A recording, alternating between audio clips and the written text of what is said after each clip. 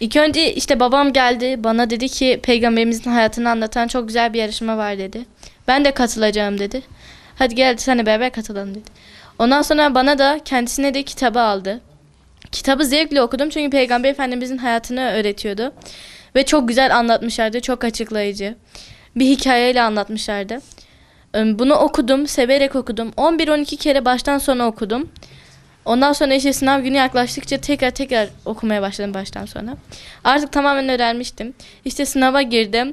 Çıktım rahattım çünkü soruları kolaylıkla yapmıştım.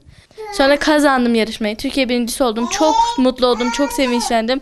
Rabbim herkesin nasip eylesin böyle bir yarışmada Peygamber Efendimizin hayatını anlatan, onu öğrenmeyi, onu yaşamayı, onu uygulamayı herkesin nasip eylesin. Ben şu an 11 yaşındayım. Yaşıtlarıma da şöyle bir öneride, tavsiyede bulunmak istiyorum. Benim de tabii ki sınıf arkadaşlarım var, aile arkadaşlarım var falan. Onlar da böyle edebi konularda kitaplar okusunlar. Beyinlerini böyle boş, bir şey anlatmayan kitaplarla doldurmasınlar.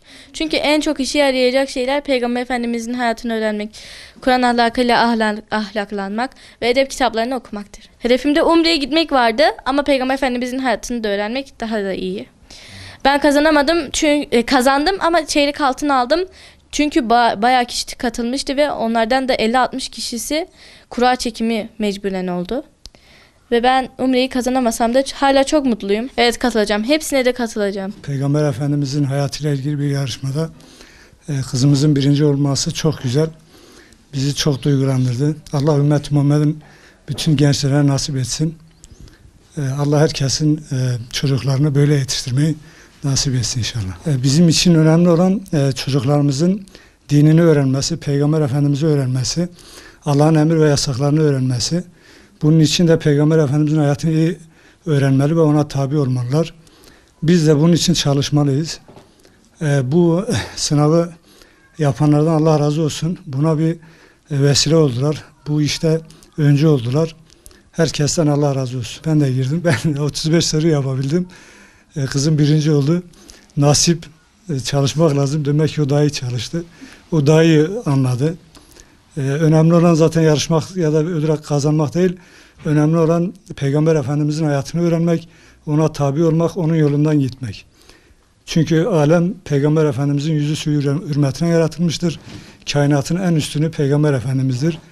Bize düşen görev onu öğrenmek, çocuklarımıza öğretmek. Bu tür yarışmalarda da çocuklarımızı teşvik etmektir. 5-6 senede yapamayacağımız bir eğitimi onlar 2-3 ayda yaptılar. Emek verdi.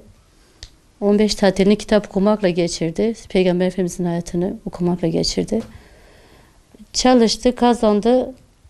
Bu yarışmayı kazanmak çok önemli bizim için. Peygamber Efendimizin hayatını öğrenmek, yani herkese nasip olsun inşallah.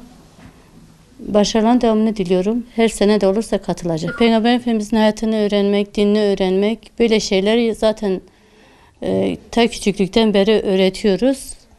Kur'an eğitimi hatta 3 yaşından beri yani Kur'an kursları olsun, yaz kursları olsun gidiyordu, geliyordu. Az da olsa öğreniyordu.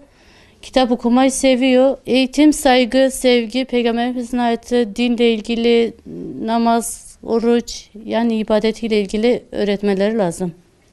Ben bunu tavsiye ediyorum. Ailece bizi çok sevindirdi. Çok duygulandık. Rabbim başarıların devamını diliyorum. Bizi gururlandırdı. Böyle güzel bir yarışmada Allah yolu bahtını açık etsin inşallah.